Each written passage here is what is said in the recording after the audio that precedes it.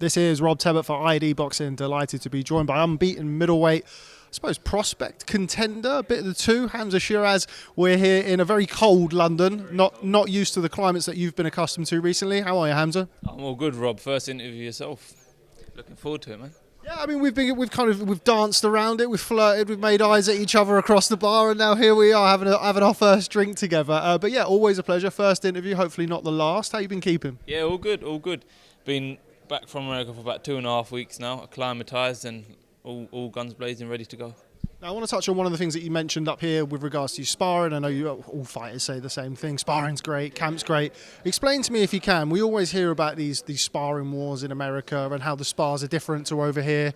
How's it been over there and how have you adjusted? Because you've had a few camps out there now. Yeah, I've had about 5 camps out there now, and it's good. I know when I talk about the sparring, I think everyone's mentality straight away is, they're having crash, bang, wallop spars out there, and you're sparring harder than you're fighting at them. But that's not the case. Obviously, a few of them have been like that, because when you go to like the wildcard gym, for example, listen, it's all or nothing in there, and you need like a few of them, not too many of them spars, because it's not good for you. But obviously, learning spars is the key, because that's the main thing at the end of the day.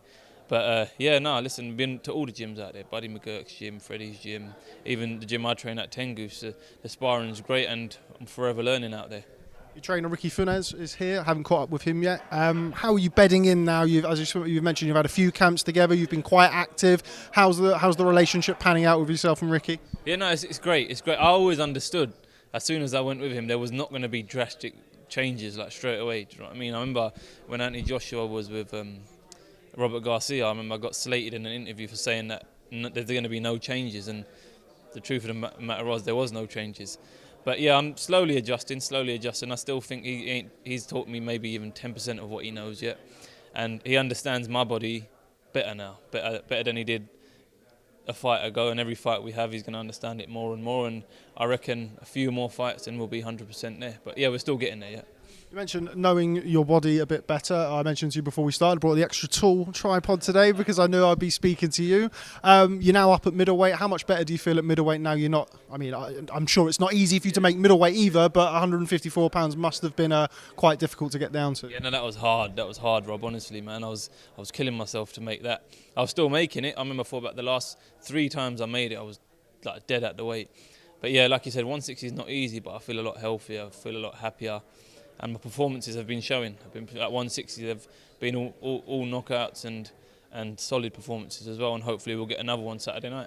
Just for people who are obviously, myself, I have to cut off several limbs to make 154 pounds, I think. But just give people an insight, if you can, as to what it's like when you're desperately trying to make the weight. What it's like the next day, you feel sluggish, and how you go into the ring and how that impacts on your performance. Do you know what it is? Mentally, before making it just gets depressing. Do you know what I mean? It just, you don't want to, like, press conferences, for example, that's when everyone's most tight on the weight because it's the day before the weigh-in. You just can't be asked to do interviews, you can't be asked to talk, you can't be asked to do nothing really. And then knowing you got to do this, and then afterwards go to the gym or however you make the weight, go and make it. It just affects you mentally. Then you make the weight, and then as soon as you make it, you're eating and everything. Wake up next thing, you still feel dead at the weight, and then that's how you know it's time, definitely time to move up, and that's exactly what I've done. The last fight you dropped. That must have been a new experience for you. What did you learn from that? I'm sure mistakes that you'd like to iron out ahead of this fight on Saturday night. Yeah, no, I learned a lot from it. I never thought I'd get knocked down. I mean, it's normally he wasn't even a puncher as well. He wasn't even a puncher, but it was a silly mistake I made, and hopefully one I won't make again.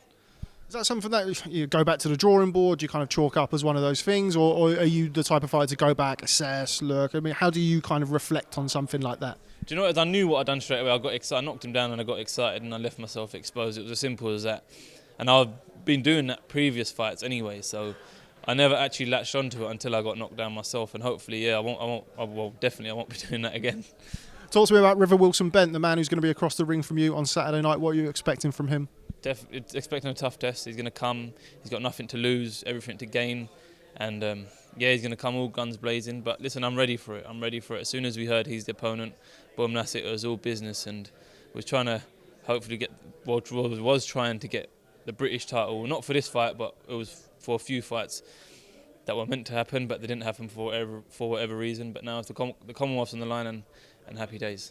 Mentioned that British title fight. Of course, the fight that I think Frank Warren was talking to me about was you and Denzel Bentley, who we recently saw come up short, but in a spirited performance against Janibek Alimkhanuly. What did you think of his performance? No, it was a great performance. I covered the BT Sport, the coverage with that with what's his name, Carl Frampton and Steve Bunce, and it was a good experience as well. But like you said, he shocked a few people with his performance, Denzel, because I think everyone thought, well, me as well, thought that he'd get knocked out, really and truly, but he didn't. He held his own in there, and he done better than everyone thought he'd do.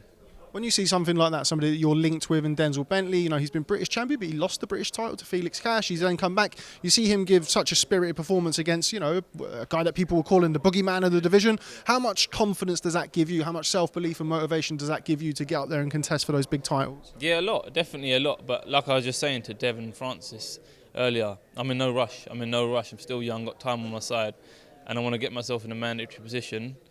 By the time I get there, the necessary experience needed to be an elite fighter would have been bagged. Do you know what I mean? So hopefully that's the way I'll be going. Okay, well, before I let you go, I want to talk about the main event, Zach Parker versus John Ryder, WBO interim super middleweight title. Now, Dev, I think, tried his best to start a ruckus up here at the press conference. Not really like Dev at all, is it? Now everybody's away and it's just me and you. Forget the camera. How do you see that one playing out? Listen, it's a level 50 fight. I'll give you an answer, don't worry, but it's definitely a level 50 fight. But if I had to bet my house on it, I'd edge slightly towards Zach Parker. Reason being, he's a younger, hungrier fighter. I understand experience might play a key part in it in a few of the rounds, but Zach's got enough power and enough strength and enough skill to overcome the waves, and I'm edging towards him a points victory. Okay, right. Well, Hamzah, before I let you go, the sharpest dressed man in the room, I'd like you to give us a prediction. How does your fight with River Wilson Bent end on Saturday night? It's going to definitely be a great fight for the fans, and hopefully knockout number 11 on the row on the trot will be delivered on Saturday night.